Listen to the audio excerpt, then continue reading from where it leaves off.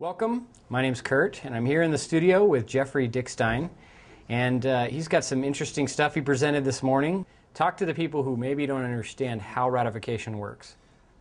Congress proposes a constitutional amendment. It takes a two-thirds vote, basically a joint resolution of the Senate and the House. They both agree on the wording.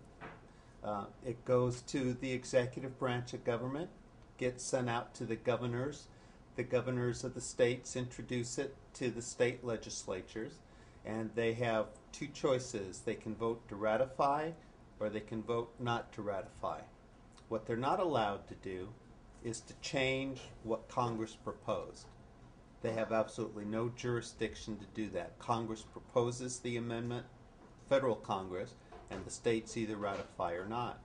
And what we discovered, what Bill Benson discovered, was that when the proposed 16th Amendment, which authorizes the income tax, went to the states, several of the states actually intentionally amended the language and then voted to ratify what they changed. Is that common? I mean, in history, if states tried to do that, then they pretty much know how it works. The first indications we have that that happened was with the 14th Amendment.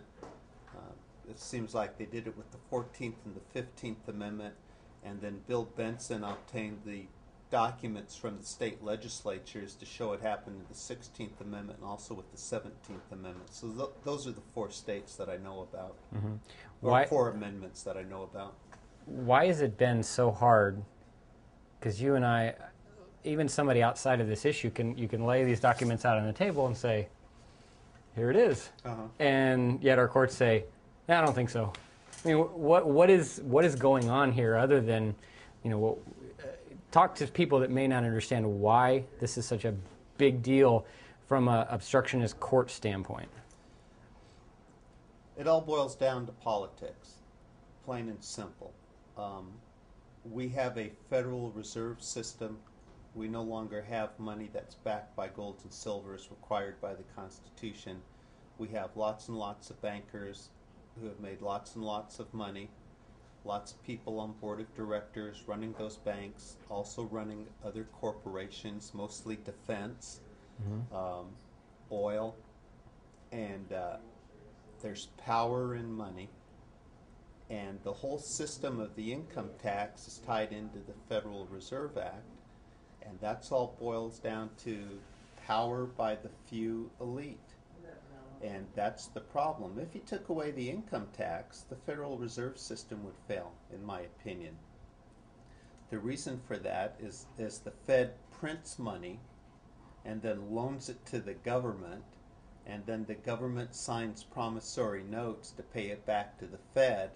Well, that promissory note gets put on the asset side of the ledger sheet instead of the debit side. So what we're doing is we're creating money out of debt. And that's how the system works. So what happens when you have all of this creating something debt, out of nothing? Yeah, and all this debt, we have inflation.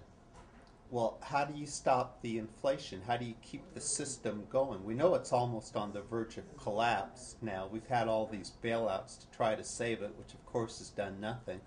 But how do you save the system from crumbling through inflation? The way you save it is you take the money that's supposed to be paid to you and me, and you take it from us before we get it. So let's say you have a job where you earn $50,000, well, you take $15,000 of that out of circulation at the source, which is what withholding is. When you sign a withholding agreement with your employer, a Form W-4, they withhold it at the source. So it doesn't stop the banks from creating the money. It doesn't stop the government from borrowing the money. What it does stop is you being able to spend the money. And then what happens to that money? It gets sent straight back to the Federal Reserve Bank so it can be restored. What does it cost to fight a Supreme Court case? Depends on how well you want to fight it. It's $450 filing fee.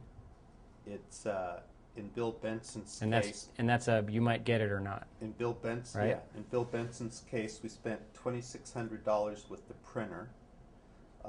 I got paid nothing. I rewrote the Supreme Court petition at least 100 times. 5 major revisions and 95 minor revisions. If you took the time that I spent, which is probably 200-300 hours in drafting the petition, and gee, $100 an hour, that's $100,000. If I'm a really good lawyer, like the O.J. Simpson lawyers and Kennedy Jr.'s lawyers, you know, how much do you get paid, you know? So let's say I charge $300 an hour, which is mid-range. That would have been $300,000. Now, how are we going to promote it? I spent another $6,000 combination of building the website. Had to pay the artist for the case and pictures, had to pay the web designer, had to pay for the server, had to pay for the database. So that's an extra $5,000 or $6,000. And then, if you want to market this, how much does a full-page ad in USA Today cost? How much does it cost to put up 1,000 billboards in every city? What about newspaper articles? What about hiring a team of people to go door to door to promote it? Yeah. So how much, you know, you can spend as much as it costs to be elected president, $80 million if you want to Wrong. win. Yeah. You might want to consider visiting your website. What's your website again? It's up on the screen, but I want you to say it anyway. Fightbacknow.us. Okay. Go to fightbacknow.us and donate. Make it happen. Because how great would it be to wake up one day and realize the Supreme Court has ruled that the law, as it stands, is null and void. Fantastic. Thank you. Kurt, thank you.